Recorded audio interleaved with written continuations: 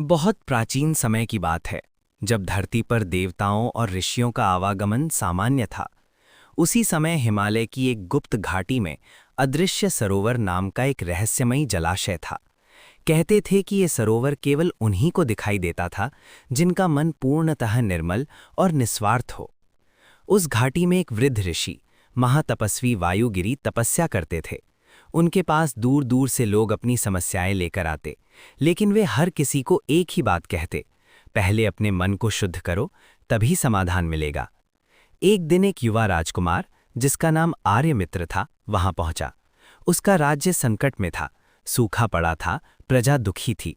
उसने ऋषि से प्रार्थना की, गुरुदेव, मुझे ऐसा उपाय बताइए जिससे मेरा राज्य फिर से समृद्ध हो जाए। ऋषि ने आंखें बंद कर ध्यान किया और बोले, इस घाटी में एक अदृश्य सरोवर है। यदि तुम उसका जल ले आओ तो तुम्हारे राज्य का संकट दूर हो जाएगा। लेकिन ध्यान रहे, वो सरोवर केवल उसी को दिखाई देता है जिसका हृदय पूर्णतः निष्कलुष हो। राजकुमार ने तुरंत खोज शुरू कर दी। वो दिन रात जंगलों में भटकता रहा, पर उसे कोई सरोवर नहीं मिला।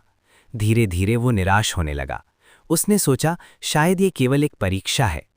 एक दिन उसे रास्ते में एक घायल हिरण मिला। राजकुमार ने अपनी यात्रा रोक दी और हिरण की सेवा करने लगा। उसने अपने पास का पानी उसे पिलाया, घाव पर औषधि लगाई और कई दिन तक उसकी देखभाल की। जब हिरण स्वस्थ हो गया तो वो राजकुमार को गहराई में एक स्थान तक ले गया और अचानक गायब हो गया।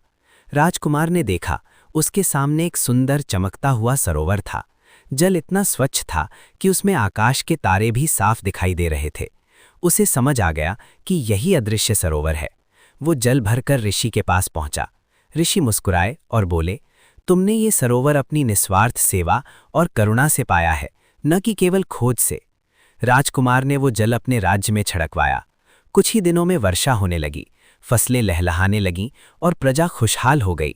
लेकिन असली चमत्कार ये था कि राजकुमार खुद बदल चुका था।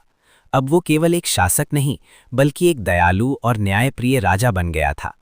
कहते हैं कि अदृश्य सरोवर आज भी उसी घाटी में है, पर उसे वही देख सकता है जो दूसरों की भलाई को अपने स्वार्थ से ऊपर रखता है।